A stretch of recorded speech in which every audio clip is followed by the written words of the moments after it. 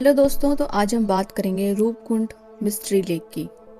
Roopkund lake दोस्तों उत्तराखंड के Chamoli district में पड़ती है। रूपकुंड एक बहुत ही सुंदर ग्लेशियर लेक है जो कि किसी का भी मन मोह लेती है। चारों तरफ बर्फ की वादियों से घिरी यह लेक हिमालय की गोद में बसी हुई है।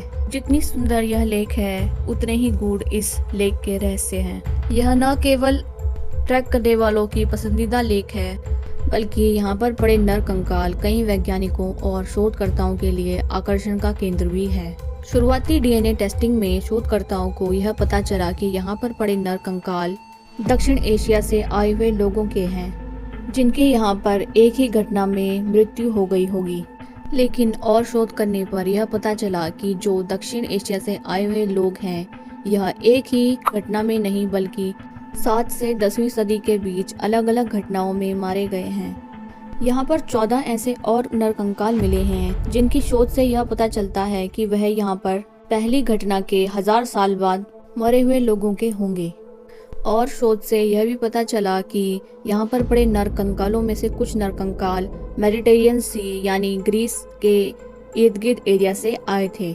मेडिटेरियन सी से आए हुए लोग यहाँ पर क्या कर रहे थे और उनकी मृत्यु क्यों हुई, आज तक इस बात पर शोध चल रही है और इस चीज का किसी को भी नहीं पता कि उनके साथ ऐसा क्यों हुआ।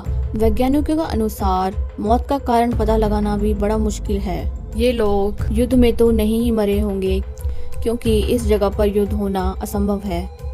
यहाँ पर पड़े हुए नर कंकाल आदमी, औरत और बच्चों के भी हैं। ना ही यहाँ पर किसी युद्ध या लड़ाई का कोई प्रमाण मिलता है और वहीं यहाँ पर पाए गए सभी नरकंकाल स्वस्थ अवस्था में थे, जिससे यह पता लगता है कि वह ना तो किसी महामारी से मरे होंगे। लोक गीतों के हिसाब से माने तो एक बार यहाँ पर एक राजा ने नंदा राजा यात्रा के दौरान नर्तकों को अपने साथ ले आया था, जिससे कि मां नंदा देवी रुष्ट हो गई और उन्होंने यहाँ पर ओलों की बारिश कर दी, जिससे यहाँ पर आए हुए लोगों की मृत्यु हो गई। एक यह भी माना जाता है कि नंदा राजात यात्रा के दौरान आए हुए तीर्थयात्री यहाँ पर विश्राम के लिए रुके होंगे, लेकिन खराब मौसम और ओलावृष्टि के कारण उनकी यही मृत्यु हो गई होगी। रूपकुंड का नाम रूपकुंड पड़ने के पीछे एक कहानी यह मानी जाती है। एक बार माता पार्वती और शिव जी कैलाश यात्रा पर जा रहे थे।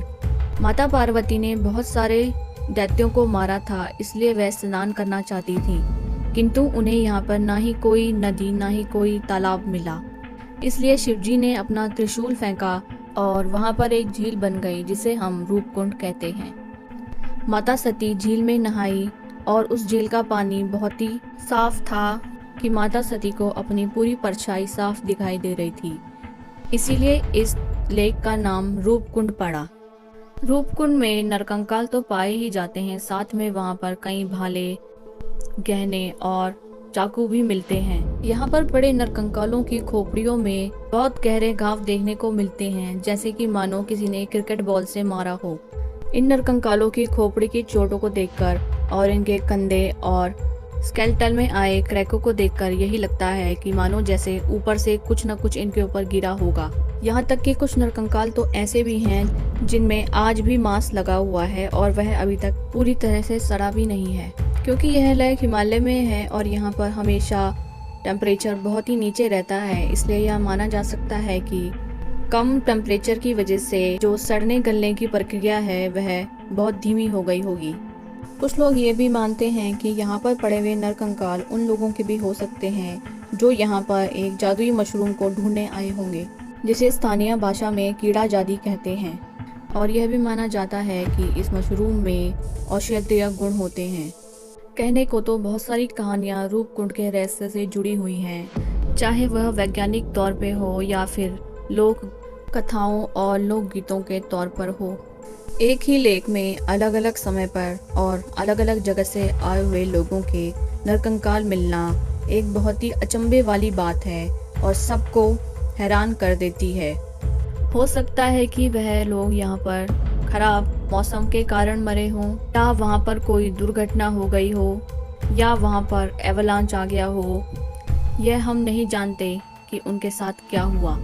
और ऐसी कई पॉसिबिलिटीज़ हैं, ऐसी कई संभावनाएं हैं जो उनके साथ हुई हों लेकिन हमें नहीं पता है। ये लेक सुंदरता और रहस्यों से भरी पड़ी है और हमेशा आकर्षण का केंद्र बनी ही रहेगी।